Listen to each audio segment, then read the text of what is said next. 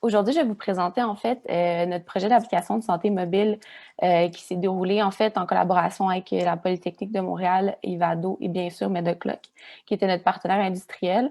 J'ai travaillé en fait avec Marie D'accord qui vient de terminer son DESS en génie industriel, moi qui est candidate à la maîtrise en génie industriel. Et tout ça s'est déroulé sous la supervision en fait de Philippe Doyon-Poulain. Donc aujourd'hui, on va passer à travers une brève présentation du mandat, une présentation de la méthode qui a été utilisée pour récolter les données, une brève présentation des résultats obtenus. Ensuite, je vais vous présenter l'audit des connaissances qui a été utilisé pour rehausser les résultats obtenus. On va finalement arriver avec une brève présentation des recommandations, donc un peu les prototypes qui ont été obtenus. Puis on va arriver avec une conclusion. Donc, en fait, la mise en contexte, Medocloc, en fait, c'est une application de santé mobile qui est destinée aux personnes, plus précisément aux proches aidants et sa communauté de soutien pour le suivi, la communication et l'organisation d'une personne en perte d'autonomie. Ici, par proche aidant, dans la littérature, il n'y a pas de terme précis, en fait. Un proche aidant, c'est toute personne qui peut venir en aide à une personne en perte d'autonomie. Donc, ça peut être la famille, ça peut être un ami, ça peut être un membre de la santé.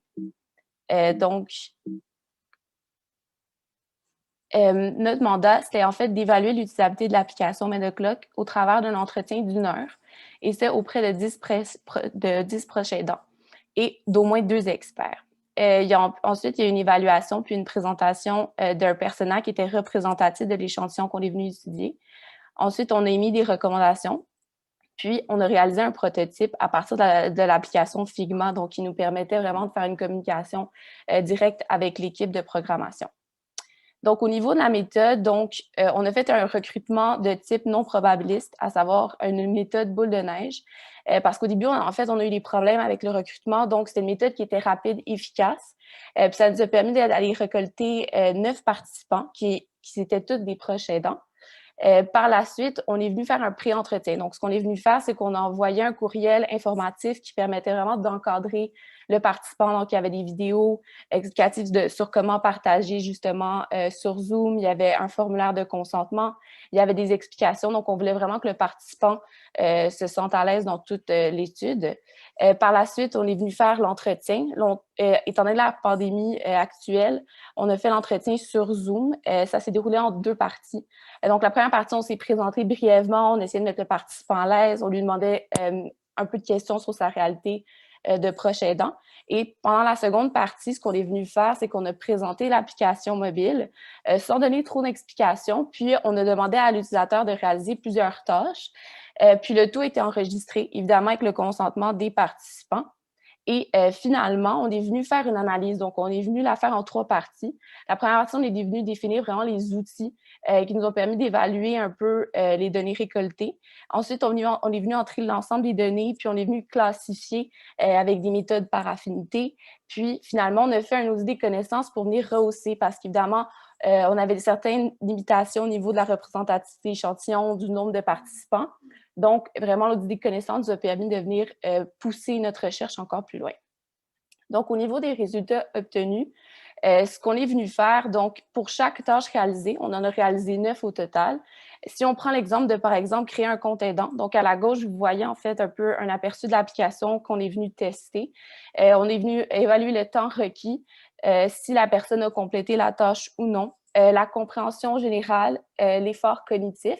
On est venu faire un résultat moyen pour chaque en fait tâche, puis on est venu récolter des commentaires donc pour créer un verbatim, pour venir vraiment rehausser les recommandations qu'on allait proposer.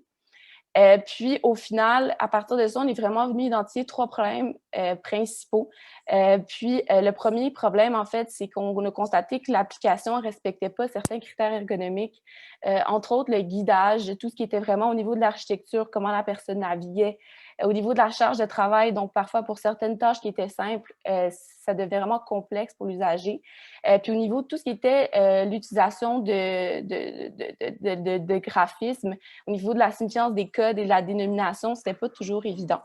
Ensuite, au niveau, il y a des erreurs. Il y a aussi des erreurs de programmation. Donc, il y avait des fermetures inattendues, des fonctions qui arrêtaient soudainement de fonctionner. Il y avait des pertes de compte, des pertes d'informations. Au niveau des erreurs de programmation, on essayait vraiment d'y aller au fur et à mesure puis de communiquer pendant nos rencontres d'équipe pour vraiment régler ça le plus rapidement possible pour éviter que les gens ne puissent tout simplement plus utiliser l'application. Puis un des gros problèmes qu'on a identifié aussi, c'est qu'il y avait une erreur d'identification au niveau des usagers potentiels. En fait, la plupart des aidants nous ont expliqué qu'en fait, les gens qu'ils aidaient ne pourraient tout simplement pas utiliser l'application. Donc, en fait, on réalise qu'il y avait une erreur de paradigme. Donc, la plupart des aidés ne pourraient tout simplement pas utiliser un appareil mobile pour gérer, par exemple, leur pilulier ou leur agenda. L'âge général des aidants aussi était ils étaient plus âgés en général, donc le niveau d'affinité avec la technologie n'était pas toujours évident, sans tomber dans les généralités. Puis, ça pouvait aussi devenir un fardeau. Il y avait déjà une structure, ils étaient déjà avec des associations, il y avait déjà leur pilulier papier. Donc, de leur imposer tout ça, ça faisait en sorte qu'il fallait vraiment que l'application devienne une valeur ajoutée et non un poids en plus au quotidien. Donc, en plus de tout ça, on est allé rehausser, comme je vous l'avais expliqué un peu au début, avec l'audit des connaissances. Donc, on est allé chercher à partir de revues d'experts différents éléments, par exemple, sur la taille typographique, le type de typographie, la taille des boutons. Donc, c'est tous des éléments qu'on est venu appuyer justement pour démontrer la pertinence de nos choix. Puis, aussi, à partir des associations, on est allé chercher des informations très intéressantes. Donc, au Québec, seulement, en 2012, on compte 1,13 million de proches aidants, ce qui est quand même pas peu. Donc, on voit l'importance de l'application. C'est peut-être juste au niveau de l'implémentation qu'il y avait une petite erreur. Aussi, au niveau des aidés, en fait, 51% des aidés, c'est des gens qui souffrent de troubles cognitifs. Donc, on peut sous-entendre qu'une personne sur deux aurait vraiment de la difficulté à utiliser l'application. Donc, encore une fois, éviter de trop se pencher sur l'aidé pour la gestion d'application. Et finalement, dans 87% des cas, l'aidant habitait pas avec justement la personne qui était aidée, donc d'où l'importance de l'application. À partir de ça, on a vraiment créé un persona, donc la description de son rôle, ses besoins et ses désirs, puis on a cherché certains mots-clés pour essayer de nous aider dans le design de la nouvelle application. Donc, au niveau des recommandations, ce qu'on est venu faire, c'est que dans le fond, pour chaque fonction qu'on est venu tester, on est venu reconstruire l'application au complet. Ça, c'est juste un exemple, mais on voit que le guidage est beaucoup plus fluide, qu'on les étapes, le choix des icônes a été réfléchi, la barre de navigation dans le bas. Donc, c'est tous des éléments qui sont venus, en fait, découler directement de notre recherche et de notre collecte de données. Donc, en conclusion, les avantages de notre étude, c'est que ça a amené des nouvelles perspectives pour la compagnie.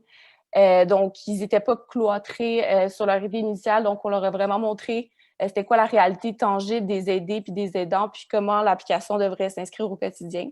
La résultante d'un travail d'équipe multidisciplinaire, donc les rencontres de design avec les programmeurs, des rencontres ponctuelles avec la compagnie, c'était vraiment, vraiment pertinent et vraiment intéressant. Aussi, la crédibilité des solutions proposées, donc qui découle directement de l'analyse des données. Donc, ça, c'était vraiment intéressant également.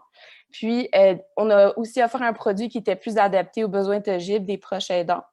Puis peut-être dans une optique de futur, de venir tester l'application puis des nouvelles recommandations. Ce serait quelque chose qu'on aimerait beaucoup faire. Puis, ça faisait le tour pour moi. Donc, merci pour votre écoute.